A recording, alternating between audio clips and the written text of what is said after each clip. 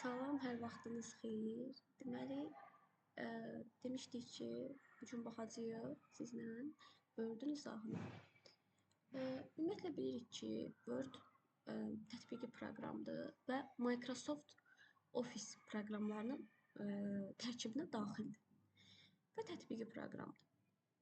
Word-ə daxil olduğumuz zaman belə deyim, belə bir görüntü qarşılayır bizi. Baxın, burada yuxarıda yazılıb ki, Document 2 Word. Bu dokument nədir? Sənədin adıdır. Yəni, susma halında sənədin adı dokument olur. Dokument 1 olur. İndi mən bir dəfə də sənəd açmışdım deyə bastığım ikinci sənəddir. Ona görə dokument 2 yazılıb. Dokument 2, bir də Word də nədir? Proqramın adıdır. Yəni, susma halında dokument olur. Word sənədin adı. İndi bundan başqa, baxın, burada belə bir hissə var. Belə bir hissə. Bu hissəyə deyirik, bu yuxarı hissəyə. Deyirik ki, cəld müraciətlər paneli. Cəld müraciətlər paneli. Və yaxud da vəziyyətlər paneli də deyə bilərik. Cəld vəziyyətlər paneli də deyilə bilər. Və ingilis dilində bunun adı Quick Access Toolbars'dır. Deməli, ingilis dilində adı nə oldu? Quick Access Toolbars. Aha. Bundan başqa, deməli, Word-ə daxil olduğumuz zaman, baxın, bunlar görürük ki, bizi belə bir görüntülər qarşı file'dır, home'dur, insert'dur, design, layout, reference və s. Yəni, bax, help'ə qədər. Bunlara adlandırırıq tablar. Yəni, bunlara deyirik Word-ün tabları. Və bu tablar tabların hər biri ibarətdir qruplardan. Misal üçün, hal-hazırda nəyin üzərində dayanmışıq? Home-un üzərində dayanmışıq. Home ibarətdir qruplardan. Baxın, bu xətlərlə ayrılıb. Bunlara deyirik qruplar. Clipboard qrupu, yəni mübadilə buferi, font qrupu, paragraf qrupu, styles qrupu, bir də editing qrupu. Deməli, Home-un neçə dənə qrupu oldu? Clipboard, font, paragraf, styles, bir də editing. 5 dənə. Deməli, Home nə oldu? Dedik ki, Home oldu tab. Home tabdır.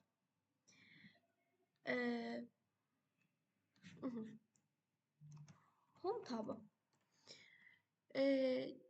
Düşünün ki, bu tablar otaqlardır.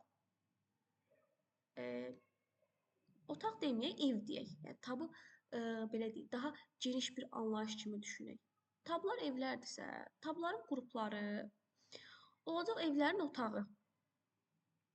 Tabın bu dedim, home tabının clipboard qrupu dedim, sonra font dedim, paragraf dedim. Bunlar olsun bu evin qrupları. O evin içərisindəki əşyalar olur.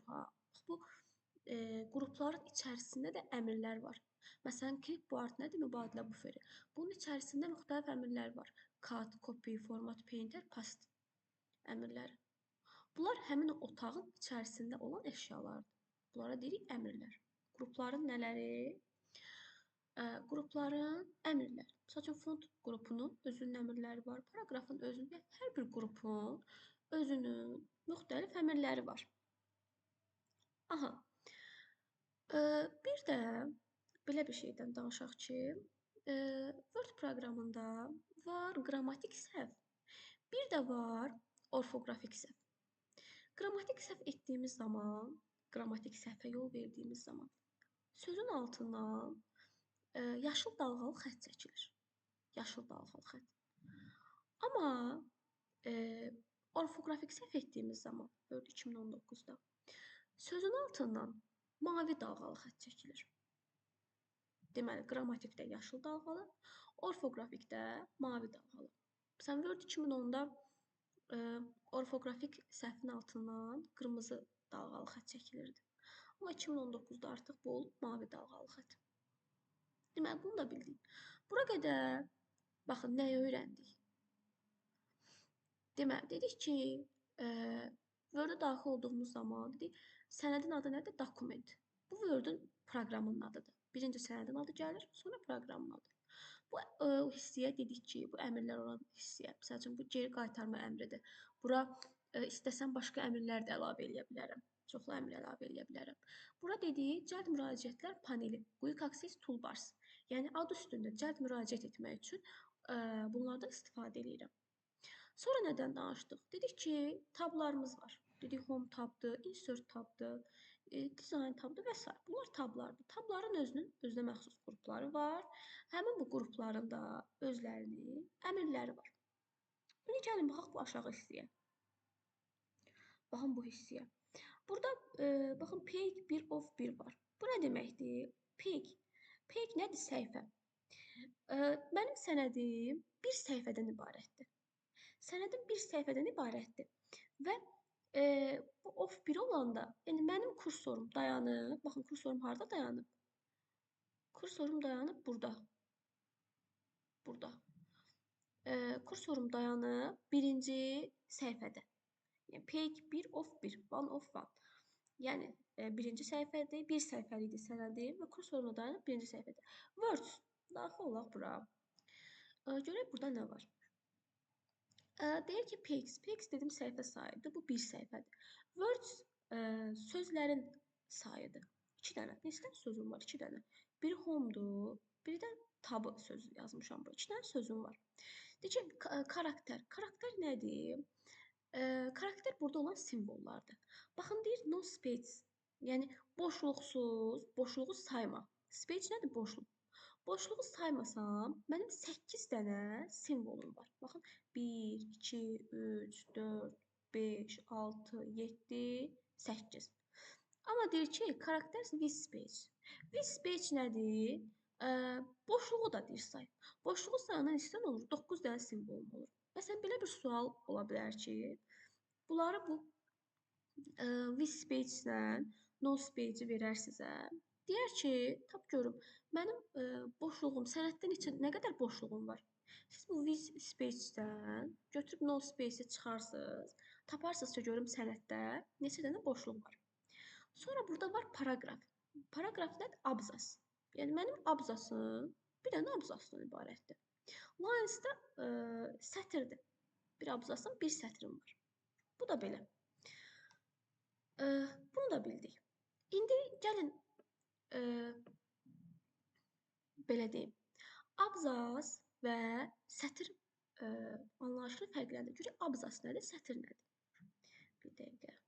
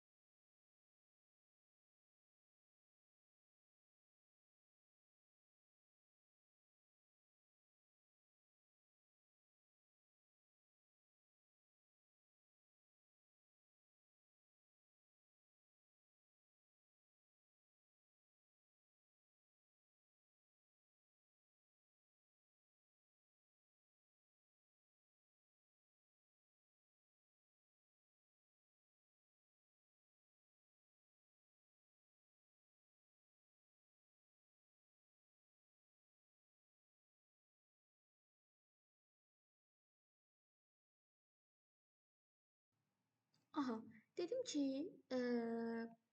gəlin görək abzas nədir? Baxın, kursorum burada dayanıbsa, mən növbəti abzasa düşmək üçün enter düyməsindən istifadə edəcəm. Baxın, enter. Növbəti abzasa düşdü. Burada bir dənə yazıram home. Aha, bu oldu mənim abzasım. İndi istəyirəm ki, növbəti sətrə düşüm. Sətr deyəndə shift enter. Belə deyək, düymə kombinasiyalarından istifadə edirəm. Abzas oldu enter, sətir deyəndə shift enter. Yəni növbəti sətrə düşür. Gəlin burada yazaq home.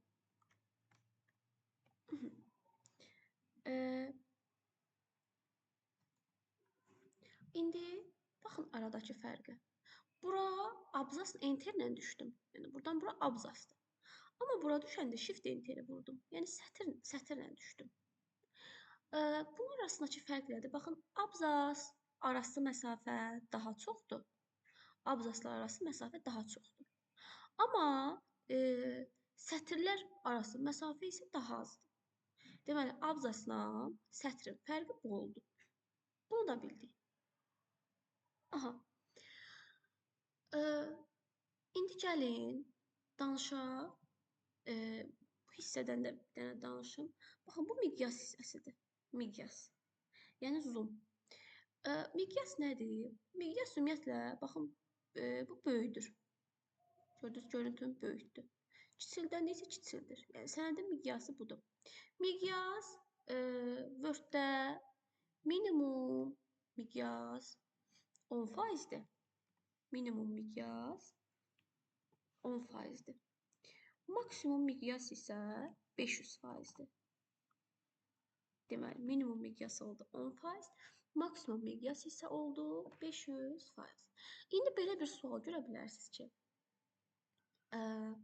miqyas çapa necə təsir edir? Miqyasın böyüdülməsi zamanı bu çapda necə təsir edəcək? Miqyasın çapa təsiri yoxdur. Yəni miqyası mən böyütsəm də, kiçiltsəm də çapa heç bir təsir etməyəcək. Bunu da bilək. Aha, bu belə. İndi gəlin başlayaq tablarımızdan. Danışaq tablarımızdan. Deməli, birinci fayl tabıdır. Fayl tabı da deyirlər. Bəzən ola bilər görərsiniz ki, fayl menyusu da deyə bilərlər. Yəni fayl menyusu da ola bilər. Aha. Fayl menyusunda müxtəlif əmrlərimiz var. Misal üçün, burada var home əmri. Home nə deməkdir? Baxın, burada nə yazılıb? New blank document.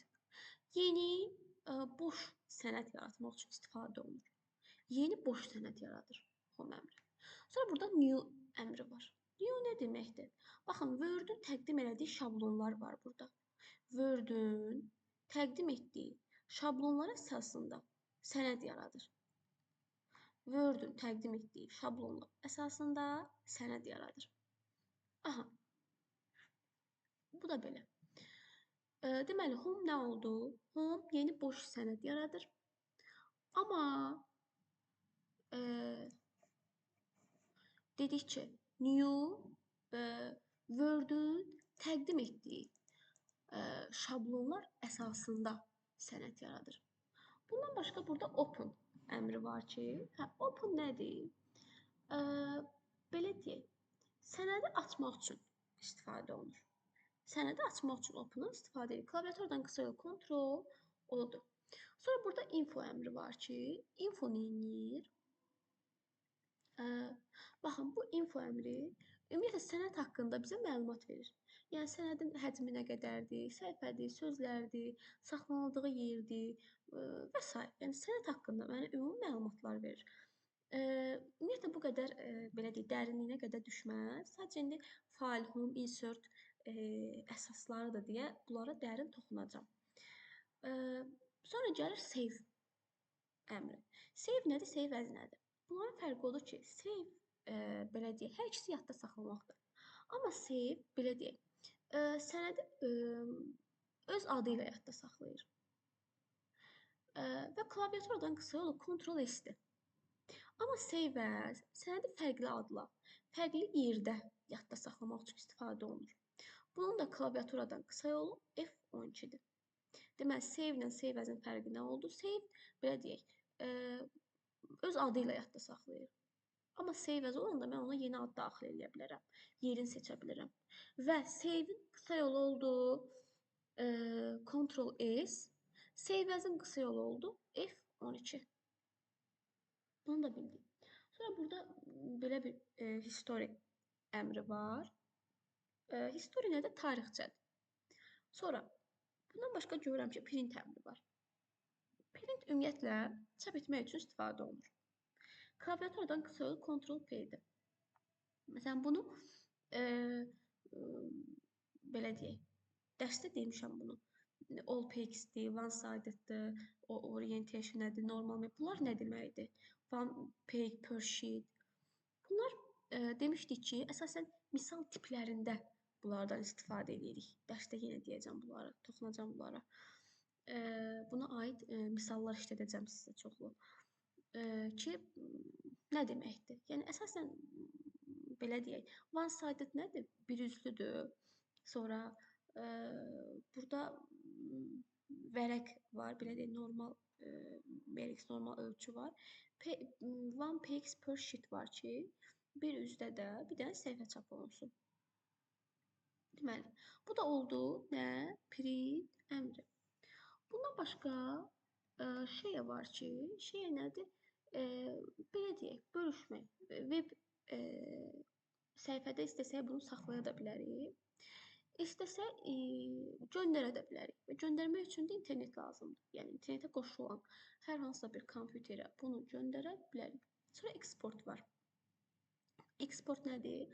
Bu da baxın PDF və XPS belə deyək, genişlənməli olan uzantıları PDF və XPS olan sənədləri yaratmaq və bunları yaratmaq, göndərmək üçün istifadə olunur bu export əmri. Sonra close sənədi bağlayır. Close əmri nə edir? Sənədi bağlayır. Sonra burada account var ki, account nədir? Hesabdır da, istifadəçi hesabı. Buradan daxil olub Microsoft hesabıma baxa bilərəm. Account hesabdır. Sonra feedback var ki, düzdür, bunlar çox ehtiyaclı deyil, amma yenə də deyək, proqram haqqında biz burada fikirlərimizi bildirə bilərik. Bir də options, options lazımlı hissədir. Options nədir? Bir növ ayarlardır. Yəni ayarları buradan tənzimləyə bilərəm. Misal üçün dil ayarlarıdır. Yəni müxtəlif belə deyək, yadda saxlama ayarları var. Yəni buradan istəsəm deyərəm ki, sənədim 1 dəqiqədən bir yadda saxlanılsın. Məsələn, nəsə hazırlayıram, işıq söndü. Deyərəm ki, 1 dəqiqədən sonra sənədim yadda saxlanılmalıdır. Hamısı yerinə yetirilir hardan və yaxud dili dəyişmək üçün, dili dəyişmək istəyirəm tutaq ki. Bunu hardan yerinə yetirərəm? Deməli, optionsdan bunu yerinə yetirmək mümkündür. Bunu da bildik. Bu oldu bizim faylımız. Ümumiyyətlə, yadda saxlayıcı faylda hansı əmrlər var? Bir də belə düşə bilər ki, bu hissəni məsəl üçün kəsər, deyər bu hansı taba aiddir. Yəni belə bir şeylər düşə bilər. İndi gəlin danışaq Home-dan, Home tabından. İndi Home-dan danışmamışdan əvvəl burada belə bir şey var. Bunları deyim sizə. Baxın, bu minimaliz düyməsidir. Yəni minimaliz nədir? Minimalizi vursam, baxın, belə deyək, taskbara yığıldı. Gördüm. Yəni minimallaşdırdı. Taskbara yığdı, minimallaşdırdı. Bu isə restore down. Restore down düyməsini vursam, baxın, sənədi bütün haldan, belə deyək, balaca bir hala gəldi. Yəni müəyyən qədər balacalaşdı. Amma bu maksimaliz düyməsidir. Təzədən qayıdıb bunu vursam, sənədim yenə böyüyəcək. Yəni tam ekran olacaq. Bir də bu X-da nədir? X-da close-dur. Yəni sənədi tamamilə bağlamaq üçün istifadə olunur. Aha. Bu da belə. İndi gəlin danışaq Home-dan. Fayl tabından danışdıq. Gəlin danışaq Home. Ümumiyyətlə, əsas lazımlı fayldır, Home-dur, Insert-dur, Design-dır. İndi bunlardan da qısa-qısa danışacağıq. Home-un da özünün qrupları var. Faylda əmrlərdən danışdıq, sırf əmrlərdən. Amma Home-un qrupları var. Məsələn, clipboard, mübadilə buferi qrupu var, font var, paragraf var, styles var, editing var. İndi gəlin danışaq clipboard. Clipboard nədir? Mübadilə buferidir. Baxın, bu əmrlər solğundur. Niyə solğundur? Çünki mən bunları seçməmişəm. Tutaq ki, buradan seçirəm Home-u. Home sözünü seçdim. Baxın, əmrlər aktivləşdi. Məsələn, mən bunu kopya eləmək istəyirəm. Yəni, kopyalamaq istəyirəm. Kopyaladım və kopyalamağın klaviaturadan qısa yolu Ctrl+C-dir. Deməli, kopyalamağın klaviaturadan qısa yolu nə oldu? Ctrl+C. Və gəlib buradan paste eləsəm, həmin Home sözünü buraya yapışdıra bilərəm. Və yadda saxlayın ki, istədiyimiz qədər paste eləyə bilərik. Yəni, istədiyimiz qədər deyil, mübadilə buferindən obyekt silinənə qədər. Biz bunu yapışdıra bilərik. Baxın, istədiyim qədər yapışdırırım. Aha. Və copy əməliyyatı zamanı fayl, belə deyək, obyekt yerində qalır. Obyekt olsun və yaxud söz olsun. Baxın, bu Home-u kopyalamışdım da, düzdür? Yerində qaldı. Bir də var cut əməliyyatı. Amma cut əməliyyatı eləsəm, baxın, silindi. Yerindən getdi, qalmadı orada. Deməli, cut kəsir. Qayçı işarəsini yadda saxlaya bilərsiniz. Klaviaturadan qısa yolu Ctrl+X-dir. Bəs copy-nin klaviaturadan qısa yolu necə oldu? Ctrl+C. Paste yapışdırmaqdır. Yapışdırmağın da klaviaturadan qısa yolu oldu. Ctrl-V. Deməli, mən neyləmişdim? Kat eləmişdim. Və kat elədiyim, yəni kəsdiyim, ə, belə deyək, sözü yenə paste eləyə bilərəm. Paste nədir? Yəni yapışdıra bilərəm. Yenə istədiyim qədər yapışdıraram. Mübadilə buferindən obyekt silinənə qədər mən bunu yapışdıra bilərəm. Amma katın dedik, kopyadan fərqi oldu ki, kat əməliyyatı zamanı obyekt və yaxud söz yerində qalmır. Həmin yerdən silinir. İndi sual verərsiniz ki, mübadilə buferi nədir? Mübadilə buferi baxın budur. Biz nəyi kopyalamışdıq? Home. Home sözünü kopyalamışdıq. Ümumiyyətlə mübadilə buferində maksimum 24 sayda, maksimum 24 sayda, belə deyək, obyekt ola bilər. Maksimum 24 sayda. Və əgər 25-ci elementi daxil etmək istəyiriksə, bu zaman nə edirik? Yəni daxil etdiyimiz zaman ilk mübadilə buferində olan element silinəcək. Yəni birinci silinəcək, birincinin yerinə belə deyək, 25-ci element gəlib düşəcək. Kopyaladığım söz gəlib düşəcək birincinin yerinə. Aha. Yəni qısacası belə deyək ki, ilk əlavə olunan element silinir. 25-ci element əlavə etdiyimiz zaman ilk əlavə olunan element necə olur? Silinir.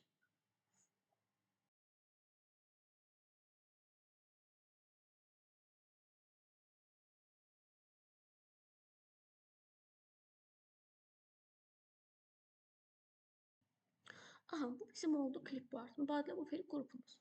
İndi gəlin danışaq font qrupundan. Font nədir?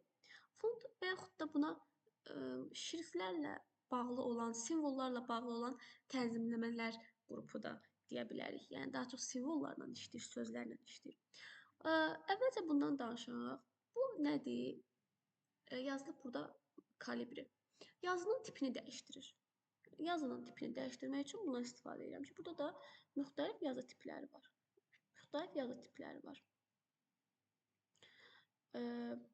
Və belə deyək, klaviaturadan da qısa yolu Ctrl-Shift-F-dir.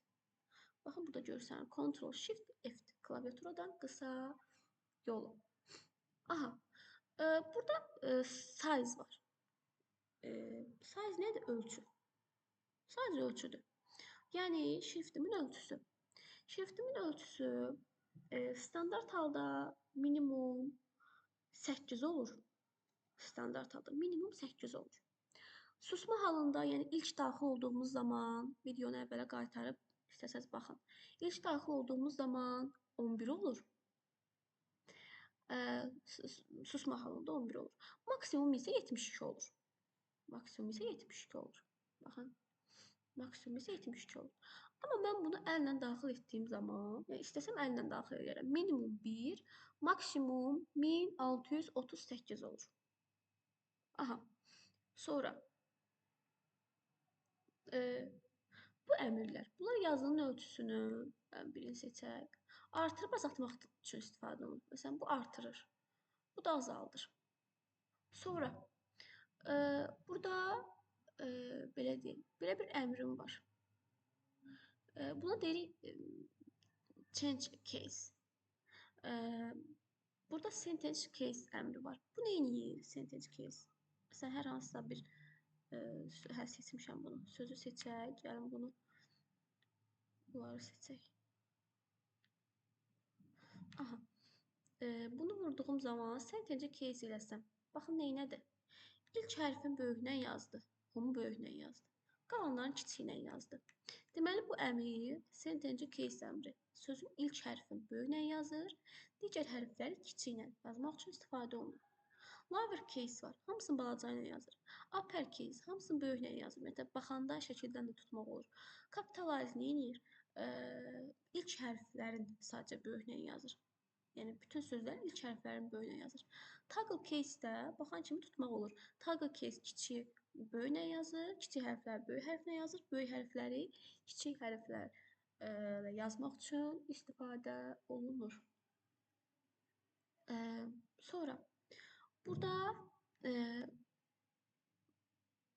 belə deyək, Ctrl-B-dir, bold. belə deyək. Bold nədir? Qalın yazmaq üçün istifadə olunur. Yazını qalın yazır. Və klaviaturadan qısa yolu Ctrl-B-dir. Bu italik, belə deyək. Kursivlə yazır. Yəni ayrı yazır, əyri yazır. Məsələn, bir dənə bunu göstərim. Kursivlə yazmaq üçün, yəni əyri yazmaq üçün istifadə olunur. Bu nədir? Altdan xətt çəkir, üstdən xətt çəkir. Bunlar simvollarla işləmək üçün bəzən indeksində 2, 3, neçə yazmaq istəyirsə istifadə edirik. Sonra bu qüvvət üstü kimi, qüvvətində neçə yazırıqsa istifadə edə bilərik. Sonra bundan başqa mətnə effektlər, kölgələr vermək üçün istifadə olunur. Tutaq ki, bunu seçsəm, mətnə belə bir kölgə effekti verdi. Və yaxud bunu seçim. Yəni mətnə effektlər vermək üçün istifadə olunur. Bu highlightdır. Yəni belə deyək, arxa fonu dəyişir. Markerləyir. Elə düşünək. Markerləmək üçün istifadə olunur. Bu da ki deməli neyir? Yazının rəngini dəyişir. Yazının rəngini dəyişmək üçün istifadə olunur. Sonra burada Home-dan, Clipboard-dan danışanda bir dənə format painter-i sanki nəzərimdən çıxdı. Demək, format painter nə edir?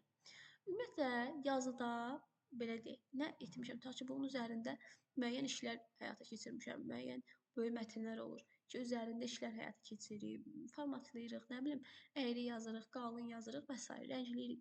Format painter belə deyək, onun formatını digər sözlərə köçürmək üçün istifadə olunur. Və burada belə bir əmr var ki, baxın deyir, clear all formatting. Yəni clear nədir? Təmizləmək. Bütün formatı təmizləmək üçün istifadə olunur. Yəni seçilən yazıdan bütün formatlaşdırmanı silir. Aha. Bu da belə. Belə deyək. Bu da oldu bizim font qrupumuz. Deməli, bura qədər nələrdən danışdıq? Dedik ki, Word-ə daxil olduğumuz zaman ilk qarşımıza çıxan nə idi? Bu ekranda gördüyümüz dokument. Yəni ekranda bunu görürük yuxarı hissədə. Dokument dedik sənədin adıdır. Word proqramının adıdır. Sonra burada belə bir əmrlərim var mənim. Aha, məsəl üçün baxın, geri qaytarma əmridir. Bu əmrlər, bu hissəyə dedik nə? Cəld müraciətlər paneli və yaxud da Quick Access Toolbars və yaxud cəld vəziyyətlər panelidir demək olar bu hissəyə. Sonra burada düymələrim var. Dedik minimalist, restore down. Restore down eləyəndən sonra maximize olur. Bir də close. Sonra danışdıq bu aşağı hissələrdən. Baxın, oldu 39 söz, words. Sonra bu hissələrdən zoomdan danışmışdıq. Sonra nədən danışdıq? Fayl tabından danışdıq. Dedik, Word-ün tabları var, tabların qrupları var, qrupların da əmrləri var. Deməli, fayl tabından danışdıq. Fayl tabında yerləşən əmrlər var idi. Onlardan danışdıq. Home-un da Clipboard mübadilə buferi ilə font qrupundan danışdıq. İki qrupdan danışdıq. İndi gəlin danışaq paraqrafdan. Paraqraf nədir? Ümumiyyətlə, paraqraf abzaslar qrupudur.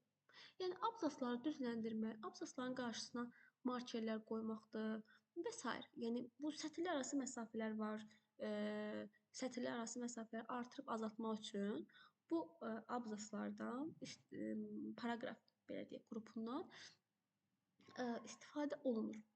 Burada müəyyən əmrlər var. Gəlin qısa-qısa bunlara da baxaq. Bunlar nədir? Baxın, bu belə deyək, abzasların qarşısına markerlər qoyur. Belə müxtəlif markerlər. Baxın, qoymaq üçün istifadə olunur. Abzasların qarşısına istədiyimiz kimi, baxın belə. Müəyyən markerlər qoya bilərik. Mən bu ilə.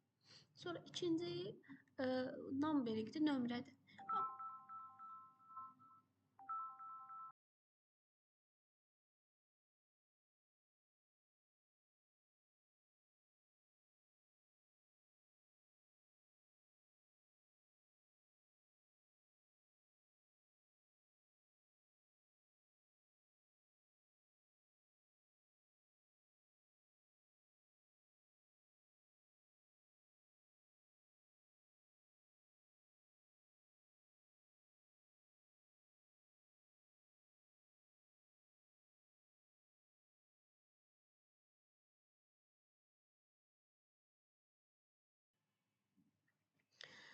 Aha, Deməli, burada dedik ki, nömrələr əlavə etmək üçün istifadə olunur.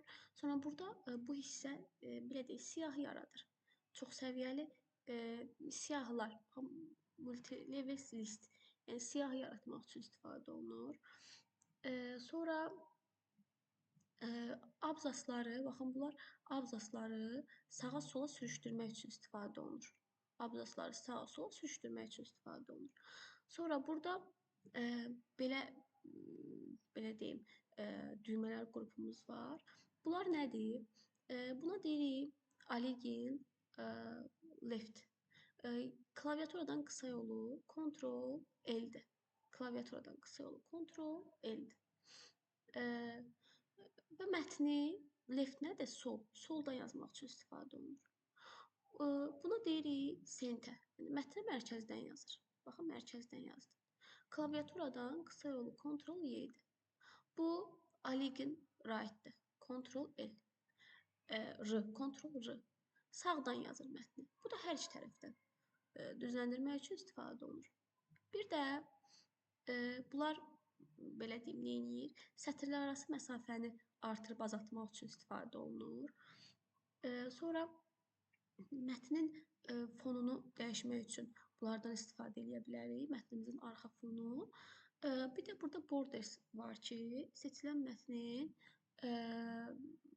haşiyəyə alır. Yəni kənarlarını haşiyəyə almaq üçün istifadə olunur. Baxın belə. Bir də burada nə qaldı? Burada sort var. Baxın bu əmr A-dan Z-yə. Nə edir? Seçilən mətni əlifba sırası ilə düzür. Əlifba sırası ilə düzür. Bir də show hide əmri var ki, bu da çap zamanı görünməyən simvolları göstərmək üçün istifadə olunur. Baxın, görünməyən simvolları göstərir. Çap zamanı görünməyən simvolları göstərmək üçün istifadə olunur. Bu da belə. Deməli, hələlik biz danışdıq, fayldan, home-dan danışdıq. Home-un paragraf qrupundan danışdıq. İndi styles qrupu var. Stylesdə də ümumiyyətlə stillərdir. Yəni mətnin müxtəlif stillər vermək üçün stylesdən istifadə olunur. Bir də burada editing qrupu var. Editing nədir? Editingdə 3 dənə əmrimiz var. Find, replace, bir də select. Find nə edir? Adı üstündə axtarış pəncərəsini açır. Klaviaturadan qısa yolu Ctrl F-dir. Yəni nəyisə axtarmaq üçün buradan istifadə edirəm. Sonra replace var. Klaviaturadan qısa yolu Ctrl H-dir. Hər hansısa sözü əvəz etmək üçün istifadə edirəm. Yəni sözü sözlə və yaxud hərfi hərflə istifadə etmək üçün, əvəz etmək üçün istifadə edirəm. Sonra burada select var ki, select seçilmişlərdir. Yəni mətnimi, sözümü seçmək üçün istifadə olunur. Deməli, nədən danışdıq? Ümumi Word-dən danışdıq. Word nədir? Ümumi görünüşündən danışdıq. Bir də tablar olaraq fayl və home tabından danışdıq. Hələlik bu qədər. İndi digər videoda da insert-dən, dizaynı, bir də layout-u danışacağım.